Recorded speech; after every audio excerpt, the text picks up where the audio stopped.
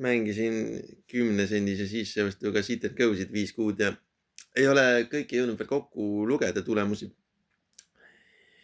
Ses suhtes, et esimesed 30 turniiri on 11% ROI ehk return of investment. Aga nüüd kokku turniire on mingi 100, et noh, need peab ükshaaval sealt kasiinost, tarkvarast nüüd lugema kokku, on ju need, mis tulemusega, mis lõppes. Et minu see abitarkvarad, need ei suuda, need ei ühildu enam, need ei suuda tänapäeval neid lugeda, noh, need on seal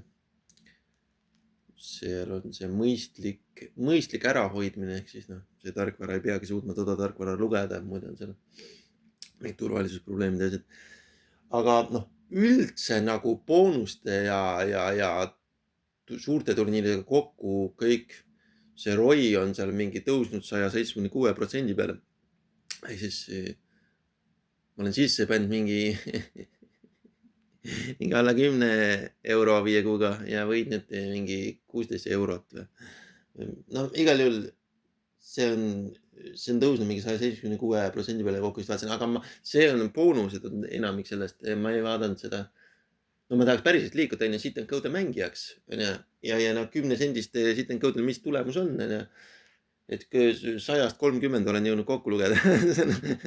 No mingi mõne minutiga, aga noh, lapsed ähvardavad iga hetkel tulla ukse sisse. Et ma ei viitsi seda kahte närvusöövat asja teha, et mis mu tulemused on, loen kokku ja siis samal ajal, et mida lapsed tahavad ära mõistatada, on ju. Et see noh, et super head tulemused, aga eks varsti selguvad ka ainult Sit and Go'de päris tulemused. Ja selle põhjal ilmselt siis saab edasi liikuda.